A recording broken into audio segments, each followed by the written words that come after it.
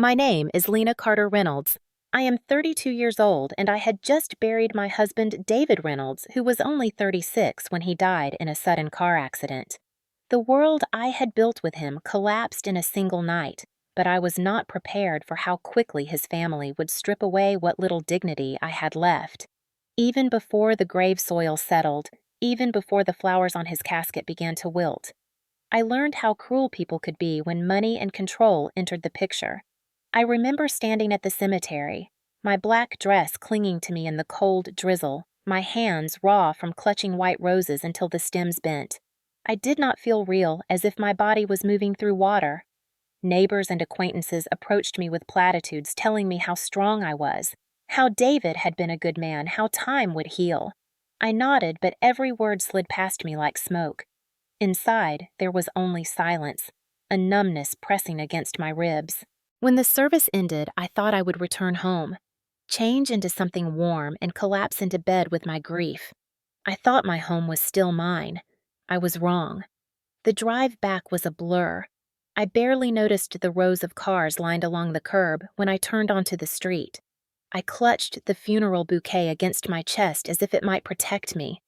When I stepped onto the porch, the first thing I saw was my suitcase tossed on the ground, its zipper partly open, one of my dresses spilling into the puddles forming on the concrete. For a moment, my mind could not process it. I blinked, certain I was imagining things. Then I saw her. Margaret Reynolds, my mother-in-law, 62 years old. Her silver hair perfectly pinned, her black coat pristine despite the rain. Her hand was still on the handle of the suitcase she had just hurled outside. Her eyes were ice. Even before my husband's grave was cold, she said, "You are no longer welcome here. This house belongs to us. You were never family." My throat closed, words jamming against each other. All I could manage was a choked whisper, "Margaret, please." But she turned her face away like I was a stranger knocking on her door. Behind her stood Gerald, my father-in-law, tall and stiff, his face a mask of stone. His voice rumbled like a verdict. "This house is ours. You do not belong here anymore." The finality in his tone cut deeper than the rain. He did not raise his voice, but the judgment in his eyes was louder than any shout. I glanced toward the windows, hoping for one familiar face, for someone who would see me standing there, drenched, broken, begging. The blinds were drawn tight. Inside, I could hear the faint clink of dishes, voices murmuring the sound of life continuing without me. Without David, without the marriage we had tried to protect, without any trace of the woman he had loved. My legs trembled as I bent to gather my things. The bouquet slipped from my arms, white roses scattering across the wet steps, petals bruising on impact. A neighbor across the street paused, umbrella tilted as she stared. Her eyes widened, then quickly looked away as if afraid to witness the humiliation. My cheeks burned, the drizzle mixed with tears, until I could not tell the difference. I tried to speak, to argue, to claim my place, but my voice cracked in my throat. The weight of grief and shame pressed down like a stone. Margaret crossed her arms, her lips curving in something that was not quite a smile. She did not need to raise her voice. Her silence was a declaration. I had been erased. Gerald stepped forward, his heavy boots splashing through the water. He opened the front door with a deliberate slowness, then shut it again in my face, leaving me outside with my scattered belongings and the funeral flowers wilting at my feet. The air smelled of wet earth and lilies. The sound of laughter rose faintly from a nearby house, someone else's normal life continuing while mine collapsed. My body shook not only from the chill, but from the realization that I had nowhere to go. Not tonight, not in this storm of grief and rejection. I was no longer a wife. In their eyes, I was no longer even a daughter-in-law. I was a burden they had decided to discard the very day I buried their son. Standing on that porch, soaked to the skin, I felt the weight of every insult Margaret had ever whispered, every look of disdain, every moment David had tried to shield me from their contempt. And now, with him gone, the shield was gone too. They had waited for this moment, and they wasted no time in claiming victory. I bent down, gathered the suitcase with shaking hands, and pressed it against my chest. The drizzle turned into rain, blurring the world into streaks of gray. My breath came out in sharp bursts, each one tasting of iron and betrayal. For a long moment, I simply stood there staring at the closed door, listening to the muffled voices inside. My home had been stolen, my identity stripped, and my place in this family erased. That night marked the beginning of a war I never wanted but could not avoid. Before I can explain how everything unraveled, I need to tell you how it began. David and I met in college. I was a sophomore studying nursing, and he was already the charismatic senior everyone admired.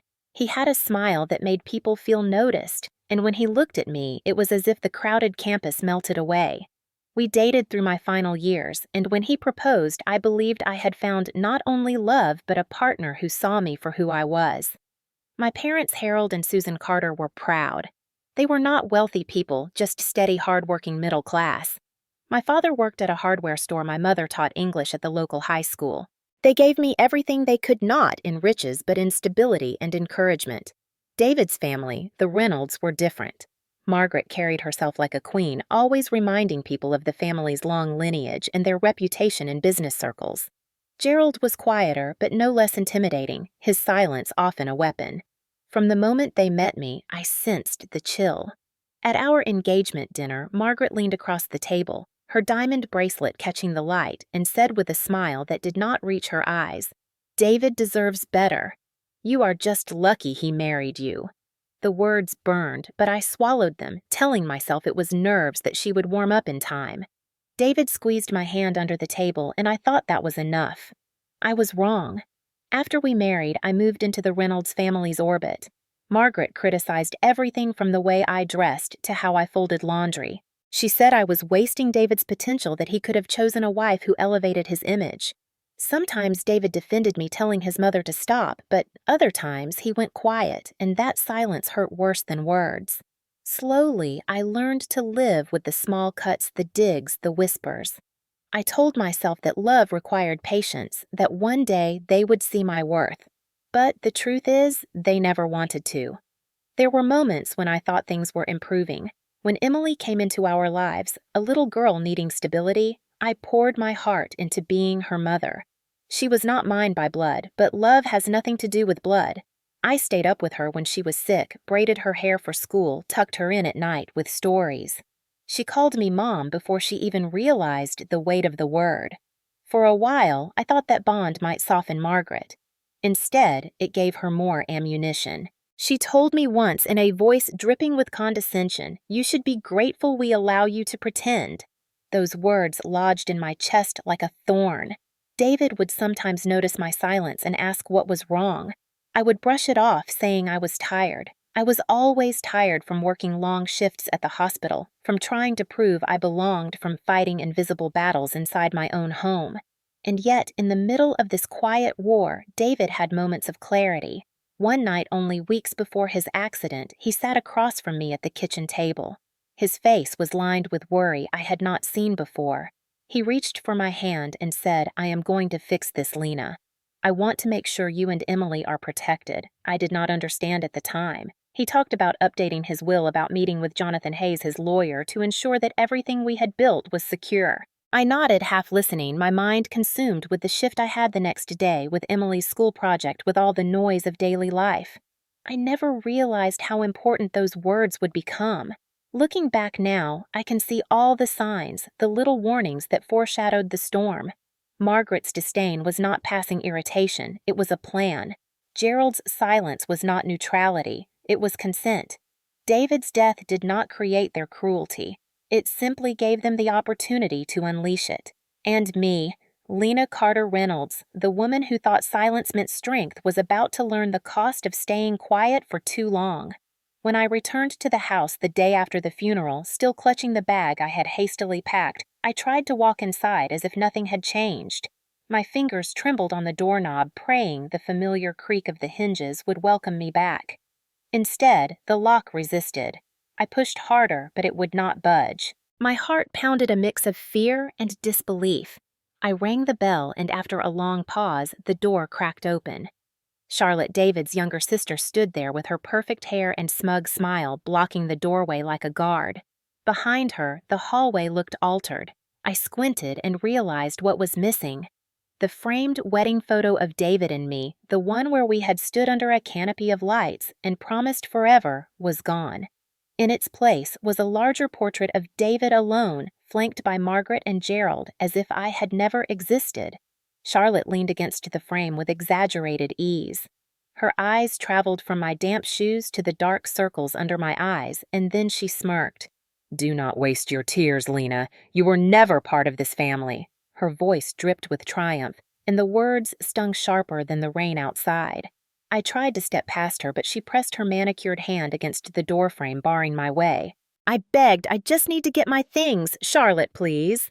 She tilted her head, pretending to think. "You can take a few bags, but do not think for a second you are staying here. This house is not yours." Her tone carried the weight of final judgment. Behind her, I heard Margaret's voice float from the living room, cold and commanding. "Do not let her touch anything that belongs to David. She does not deserve it." My throat burned words lodging inside me. I wanted to scream that half of everything belonged to me, that David had promised I would always have a place, that I had been the one holding Emily through nightmares, cooking dinners, working double shifts to help pay bills. But the fury froze inside me, heavy as ice. Charlotte thrust a small suitcase at me, one that had been sitting by the door, as if they had prepared this moment. Inside were a few clothes folded carelessly, my toiletries tossed in without care. Even my wedding ring had been removed from the dresser. When I asked for it, Margaret appeared, holding the ring between her fingers like a prize.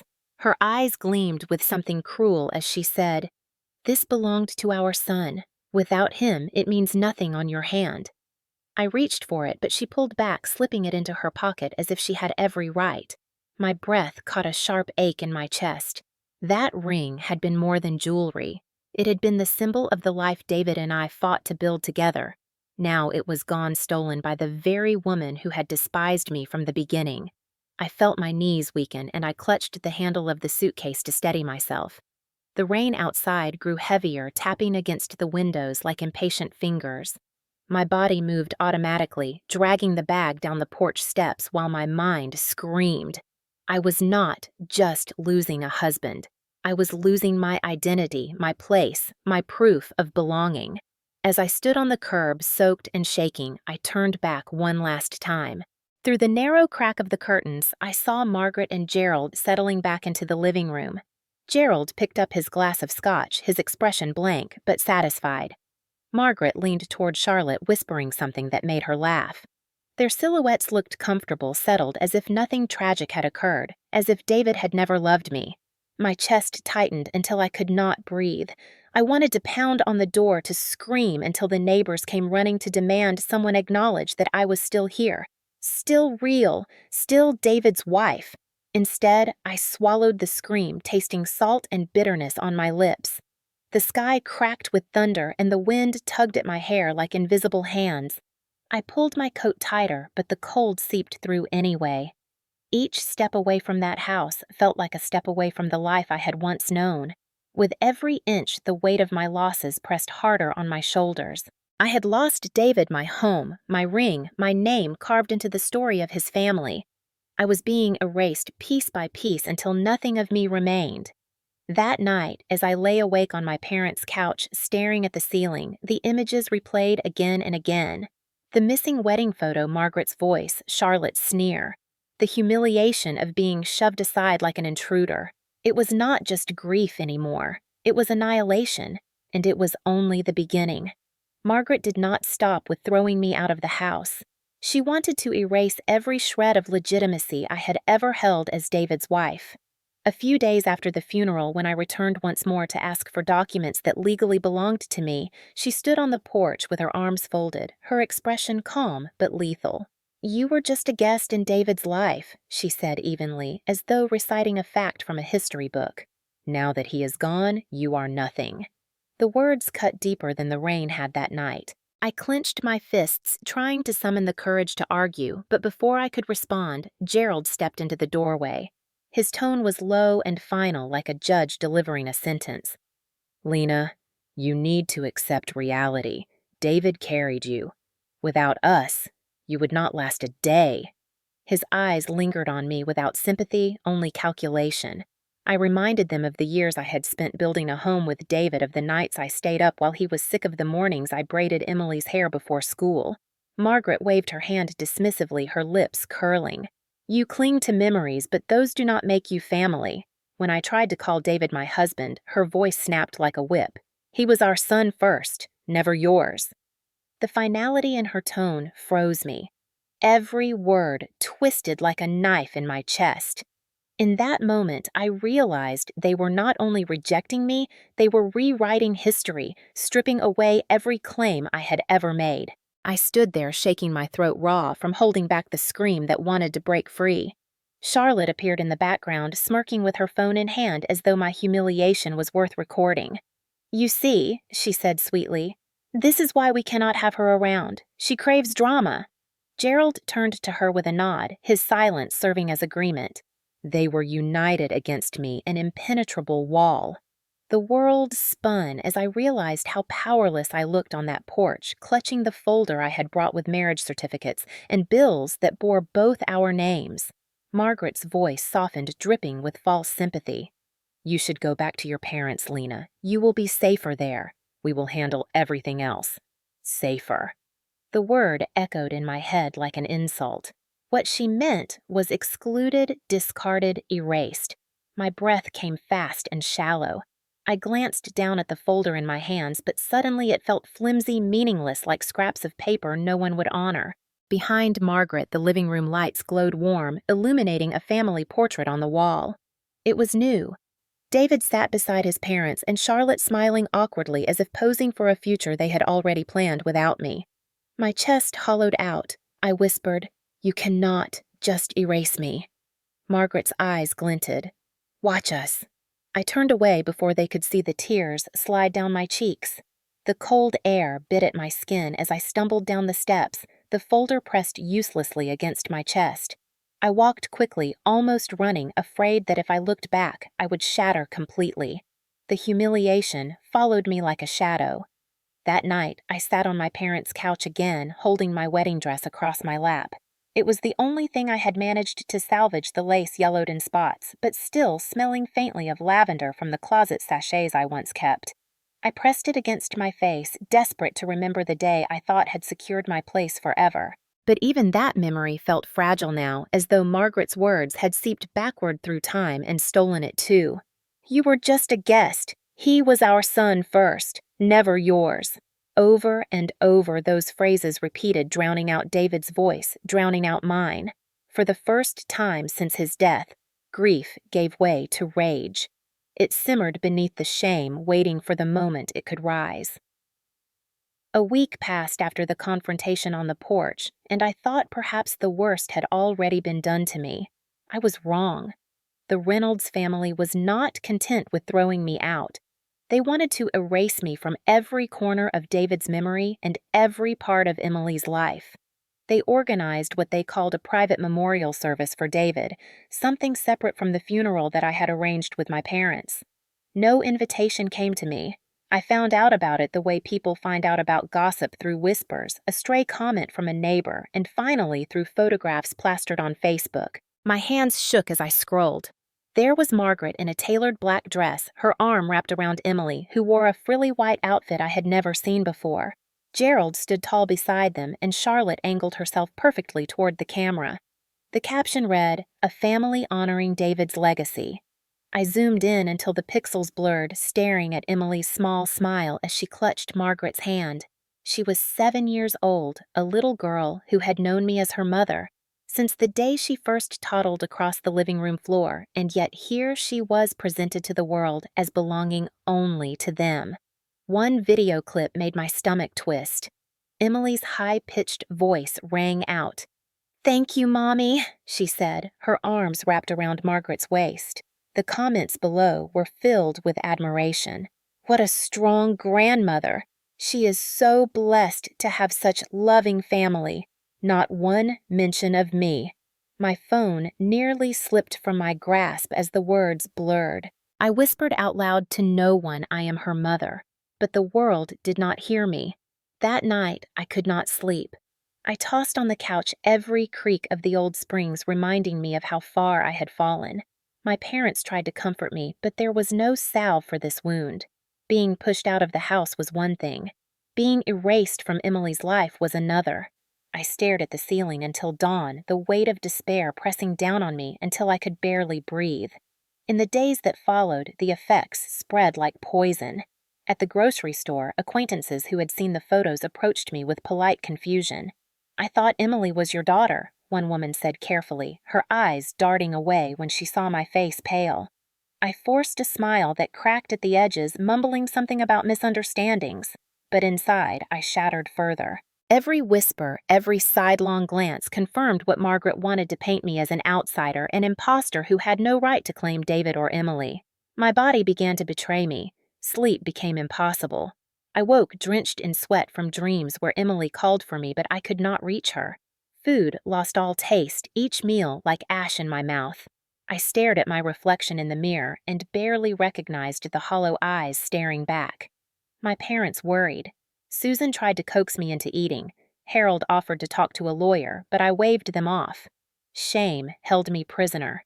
How could I explain that I felt less than human, reduced to a ghost haunting a family that had already moved on without me? One evening, desperate for a sign that Emily still remembered me, I scrolled through the memorial photos again. In one image, I caught a glimpse of her clutching a small stuffed bunny, the one I had given her for her 6th birthday.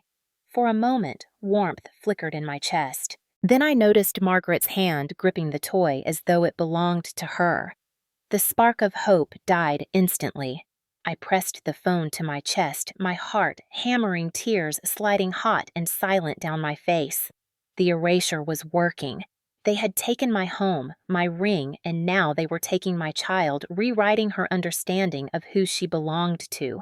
The thought of losing Emily entirely gnawed at me until panic became my constant companion. Late at night, I whispered into the darkness, "If they can convince her I was never here, then what is left of me at all?" The true breaking point came when a knock rattled my parents' front door early on a gray morning. I shuffled over in my robe, my body heavy from another sleepless night. When I opened it, a man in a crisp suit stood there holding a folder. His voice was professional, detached. "Are you Lena Carter Reynolds?" He handed me the papers before I could answer. My stomach dropped as I read the heading, "Petition for Custody." Margaret Reynolds had filed for guardianship of Emily, claiming I was unstable, unfit, and not related by blood. The words blurred as panic surged through me. My hands trembled so badly that the papers slipped onto the floor. I collapsed to my knees, staring at the official seal stamped in black ink. My mother rushed over, reading quickly, her face blanching. "Lena, this is serious. They want to take her from you." My father's jaw clenched as he paced the kitchen. "They cannot do this. She is your daughter in every way that matters." But logic offered no comfort. The fear crawled under my skin like ice water. All I could picture was Emily's small hand slipping from mine, her eyes looking at me with confusion as Margaret's voice told her, "Mommy is gone." That day blurred into the next as I wandered the house like a ghost. The papers sat on the table, an accusation staring back at me. Words like negligence and lack of stability jumped out, twisting my insides. I barely ate, I barely spoke. At night, I clutched Emily's bunny, breathing in the faint scent of her shampoo, terrified it was the last piece of her I would ever hold. My parents urged me to call a lawyer. I resisted, ashamed, certain that fighting would only confirm the Reynolds' claims that I thrived on drama. But then the court summons arrived with a date circled in red, and there was no choice. I found myself in the office of Jonathan Hayes, the lawyer David had mentioned only weeks before his death. Jonathan was in his mid-50s, his graying hair neatly combed, his eyes sharp but kind. He studied the documents silently, tapping a pen against the desk. When he looked up, his gaze pierced through my fog of despair. "Lena, they are playing dirty, but they have underestimated one thing." His voice was calm, measured. He opened a drawer and pulled out a thick file. "David came to see me before the accident. He made changes." My breath caught. What changes? Jonathan opened the file and slid a document toward me. It was David's updated will, signed and notarized. My eyes scanned the lines, each word striking like thunder. All assets valued at $50 million left to my beloved wife, Lena Carter Reynolds, and our daughter, Emily. My heart slammed against my ribs. $50 million. The number felt unreal, distant, but the meaning was clear. David had protected me. He had protected Emily. Jonathan leaned back. Not only are you the sole heir, but David explicitly named you Emily's guardian. Legally, this petition from Margaret has no ground. Relief should have flooded me, but instead, tears spilled down my cheeks, a mixture of gratitude and grief so sharp it nearly split me in two. I whispered, he thought of everything. Jonathan's voice softened. He knew what his family was capable of. He wanted to ensure you would not be erased. I pressed the paper to my chest, trembling. For the first time since David's death, I felt his presence again, not as a memory, but as a shield he had built for me. Still, doubt gnawed at me. Margaret was relentless. She would twist the truth until people believed her. Jonathan must have read my thoughts. He said firmly, "Do not fight with anger, Lena. Fight with evidence. We have the will. We have your years of care for Emily. That is more powerful than any accusation." I nodded though my stomach churned. The idea of facing Margaret in court terrified me. But beneath the fear, a spark lit. They had almost taken everything but David had given me a weapon stronger than their cruelty. When I left Jonathan's office that afternoon, the city felt different. The air was still sharp with winter, but I inhaled deeply for the first time in weeks. I held the copy of the will in my hands like a lifeline. They wanted me erased. Instead, David had written my name in ink that could not be scrubbed away. That night, as I tucked the will into a folder labeled Evidence, I whispered to myself, "This is not over. The war was just beginning, but now I had ammunition." The day of the will reading arrived like a storm I could not escape. I dressed in a simple black dress, my hands trembling as I buttoned the sleeves. My parents drove me to Jonathan Hayes's office, their silence heavy with worry. Emily stayed home with a trusted neighbor, shielded from the battle about to unfold. My stomach churned with nausea as we walked into the conference room. The Reynolds family was already there. Margaret sat at the head of the long table, her posture regale, a thin smile painted on her lips. Gerald was beside her, silent, as always, his presence meant to intimidate rather than comfort. Charlotte tapped on her phone, glancing at me with disdain, as though I were an uninvited guest. Jonathan greeted everyone, his professional calm, steadying me just enough to take a seat opposite my in-laws. The table between us felt like a battlefield line. Margaret spoke first, her voice dripping with false civility. "Let us proceed quickly. We all know what David wanted. He would want his family to carry his legacy." Her eyes flicked toward me, dismissing me in the same way she always had.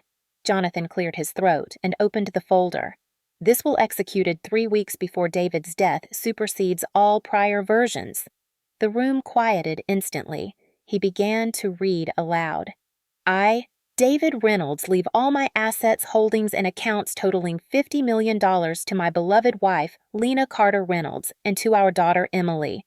For a heartbeat, silence reigned. Margaret's smile faltered, her face blanching before twisting with fury.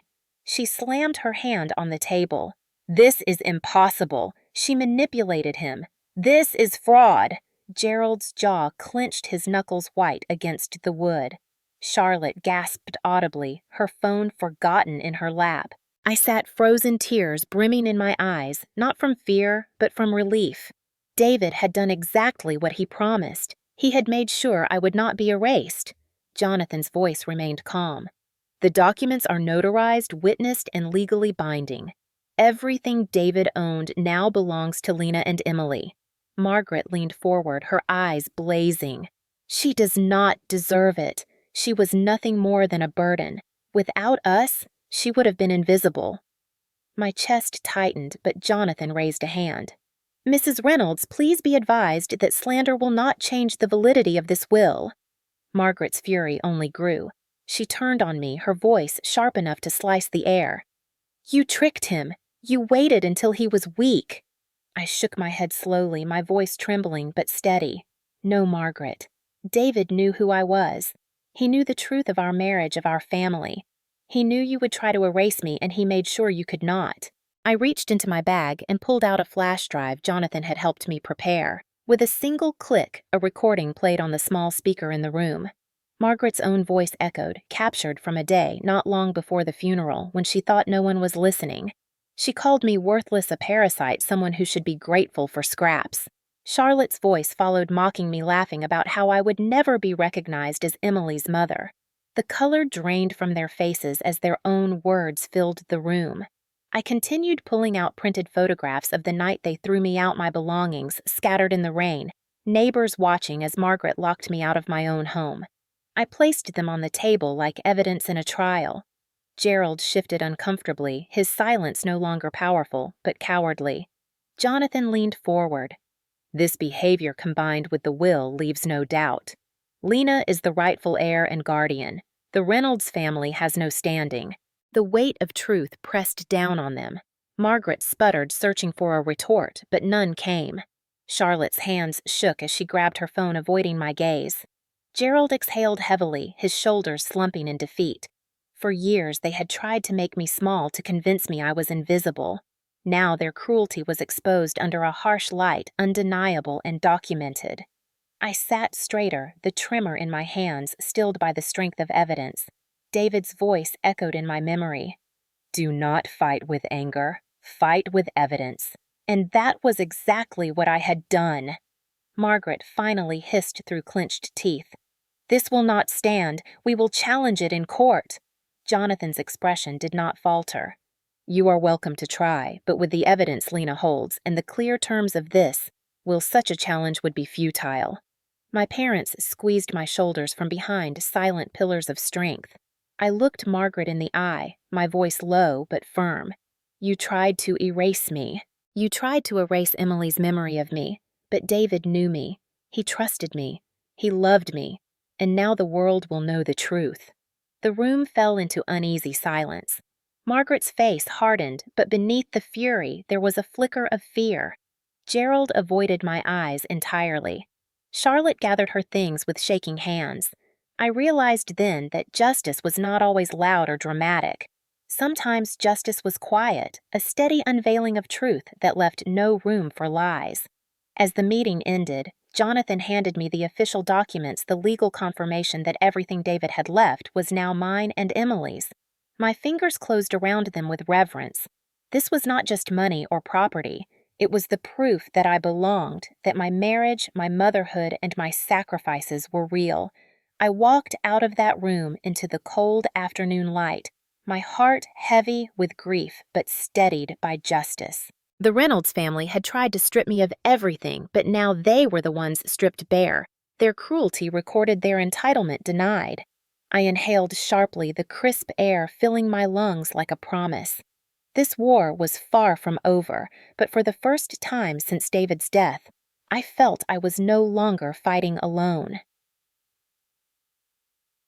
News of the will reading spread faster than I could have imagined. The Reynolds family had lived off their reputation for decades, presenting themselves as a pillar of generosity and refinement in our community. But the truth has a way of leaking through cracks no matter how tightly you try to seal them. Within a week, whispers traveled through church circles, charity boards, and business networks. People asked questions they had been too polite to voice before. Why had Margaret tried to push her daughter-in-law out of her home so quickly after the funeral? Why had Gerald remained silent while cruelty was carried out on his doorstep? Why had Charlotte posted photos implying that Emily called Margaret Mommy when everyone knew she had been in my care since infancy? The lies began to collapse under their own weight. Margaret was the first to feel the consequences. She had long been president of the local Women's Charity League, a position she wielded like a crown. Invitations once flowed her way, her presence considered essential at luncheons and fundraisers. But after the recordings of her voice leaked her sharp insults against me, her dismissive remarks about my Worth board members began to distance themselves. At the next meeting, she was quietly asked to step down. A local paper ran a piece titled "A Tarnished Legacy," detailing her behavior in the wake of her son's death. Seeing her photo printed under that headline stirred a strange mix in me. Sadness that David's mother had chosen pride over kindness, and relief that the mask she wore had finally cracked. Gerald's downfall came differently. He had invested heavily in risky ventures, gambling on business deals that never quite delivered. For years, he had relied on David's steady reputation and occasional financial support to cover his losses. With David gone and control of the estate transferred to me, Gerald's safety net vanished. Creditors began calling. A foreclosure notice appeared on one of his properties. Soon, whispers turned to open talk of bankruptcy. He withdrew from public life, no longer the stoic figure standing silently at Margaret's side, but a man cornered by debts he could no longer hide. Charlotte's collapse was personal. She had been engaged to a man whose family prized wealth and social standing above all else. When the will revealed that everything went to me and Emily, the engagement disintegrated. Her fiancé broke things off abruptly, unwilling to tie his future to a family whose name now carried scandal rather than prestige. Charlotte lashed out on social media, posting bitter messages and veiled accusations, but the more she spoke, the more people saw her pettiness. Friends unfollowed. Invitations stopped arriving.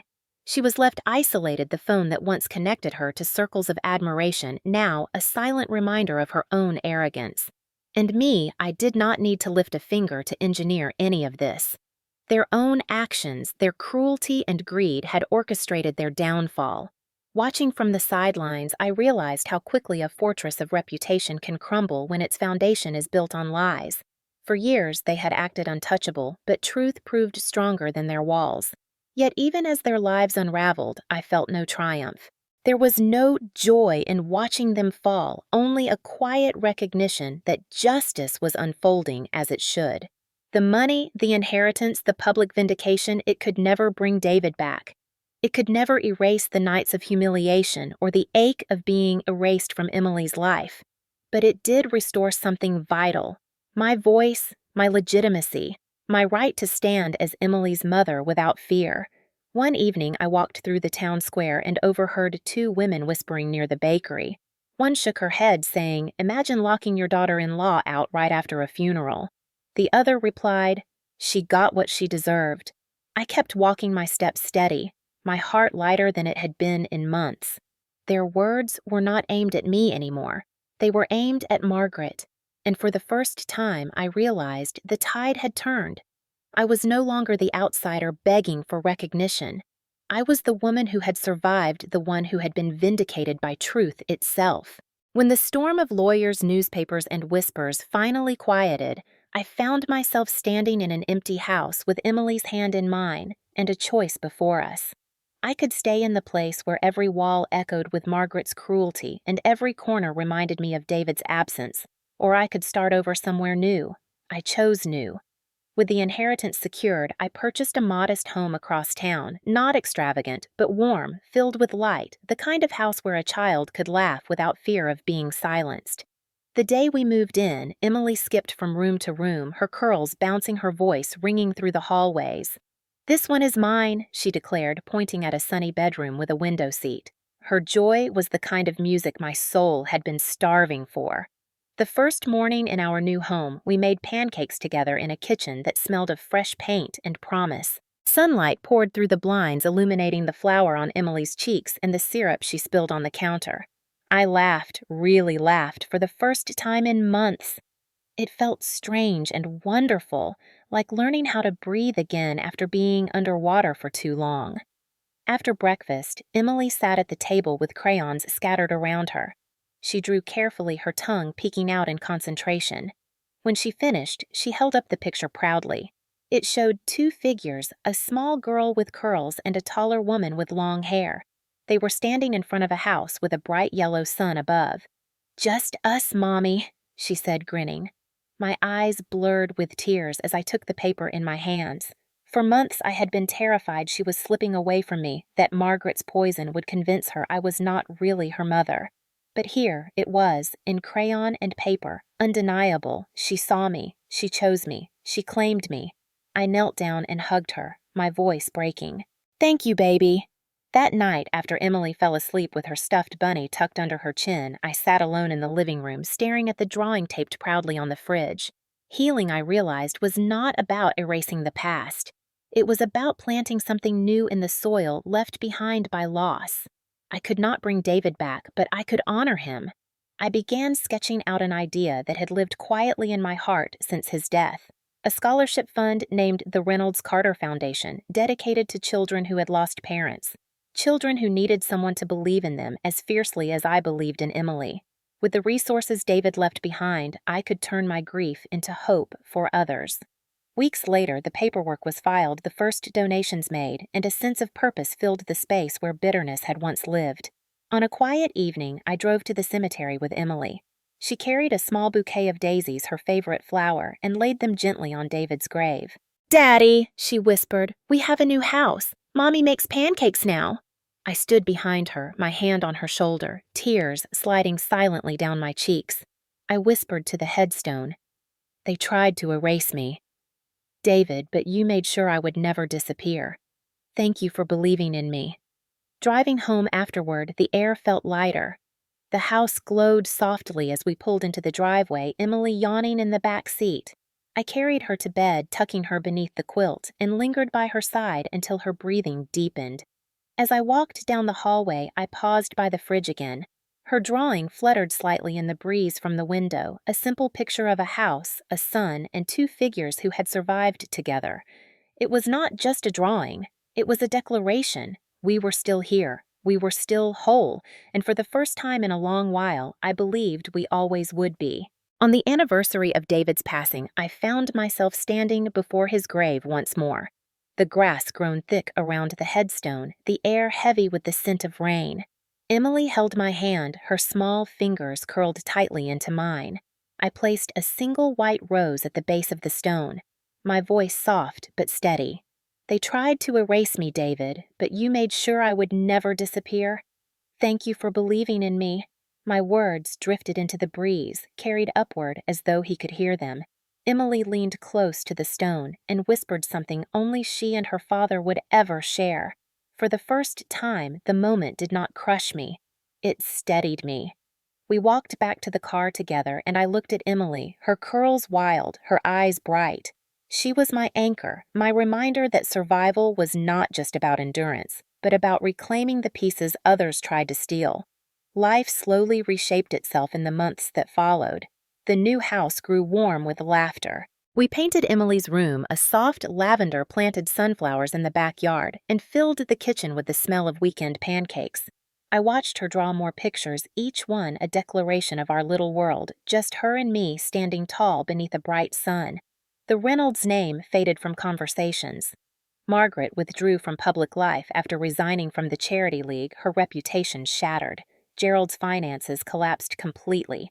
His name whispered with pity instead of respect. Charlotte's bitterness drove people away until even her social media was silent. They had tried to bury me under their power, but it was themselves they destroyed. Meanwhile, the Reynolds Carter Foundation began awarding scholarships. Letters arrived from young students, their handwriting shaky with hope. They wrote about dreams of becoming doctors, teachers, artists. Each letter reminded me that tragedy could plant seeds of something beautiful if tended with care. Healing did not erase the scars, but it gave them meaning. One evening, Emily and I lit a single candle on the dinner table. She insisted it made the macaroni and cheese feel fancy. I watched the flame flicker and thought about how silence had once been my prison. I had kept quiet to keep peace, to seem graceful, to avoid conflict. But silence had nearly erased me.